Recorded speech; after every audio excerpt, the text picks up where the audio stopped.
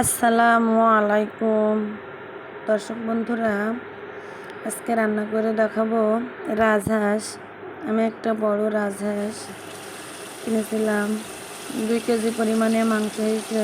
দেখুন, অলরেডি চুলায় প্যান বসিয়ে দিয়ে কিছুটা তেল দিয়ে দিলাম, দিয়ে দিচ্ছি পরিমাণ মতো পেঁয়াজ রসুন বাটা। এখন এই পেঁয়াজ রসুন বাটাটাকে আমি নেড়ে ছেড়ে কষিয়ে নেব। দিয়ে দিলাম সামান্য পরিমাণে আদা বাটা।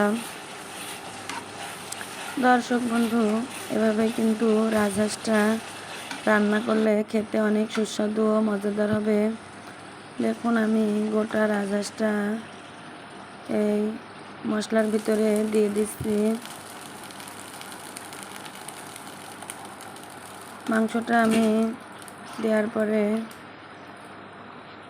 দেখুন এটাকে একটু নেড়ে ছেড়ে দেব। আমরা কিন্তু নারকেলের দুধ দিয়েই এই রাজহাঁসটা রান্না করব। দিয়ে দিলাম গোটা কয়েক তেজপাতা, এলাচ ও দারচিনি। দিয়ে দিচ্ছি পরিমাণ মতো লবণ। এ পর্যায়ে দিয়ে দেব পরিমাণ মতো হলুদের গুঁড়া, দিয়ে দিচ্ছি লাল মরিচের গুঁড়া এবং দিয়ে দেব জিরে মশলার গুঁড়া। এখন আমি এই মাংসটিকে সুন্দরভাবে নেড়ে ছেড়ে দেব। আমরা কিন্তু এখানে অতিরিক্ত তেমন কোনো পানি ব্যবহার করব না।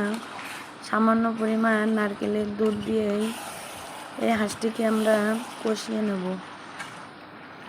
এভাবেই কিন্তু হাঁস রান্না করলে অনেক সুস্বাদু ও মজাদার হয়। দেখুন দর্শক, আমি সামান্য পরিমাণে নারকেলের দুধ দিয়ে দিচ্ছি। হাঁসের দুধ আর হাঁসের মাংস আর নারকেলের দুধ খেতে যে কত সুস্বাদু ও মজাদার, তা আপনারা না খেলে বুঝবেন না। দেখুন দর্শক, আমি গোটা কয়েক নারকেলও কিন্তু এর ভিতর দিয়ে দিয়েছি। নারকেলের দুধ দিয়ে এই মাংসটিকে সুন্দরভাবে কষিয়ে নিচ্ছি। হাঁসের মাংস যত সুন্দরভাবে কষানো হবে ততই কিন্তু টেস্টি ও মজাদার হবে। সুন্দরভাবে নেড়ে চেড়ে এটিকে কষানোর পরে দেখুন কত সুন্দর কালার চলে এসেছে। এই পর্যায়ে দিয়ে দিচ্ছি আগে থেকে গরম করে রাখা সামান্য গরম পানি। মাংস কিন্তু আমরা ভাজা ভাজা করে কষিয়ে নিয়েছি।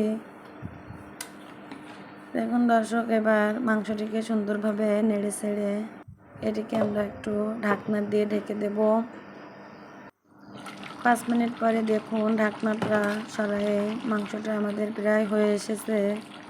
এভাবেই কিন্তু হাঁসের মাংস রান্না করলে অনেক মজার হয়। দেখুন দর্শক, আমার মাংস রান্না একেবারে রেডি হয়ে গেছে। কি সুন্দর না দেখাচ্ছে।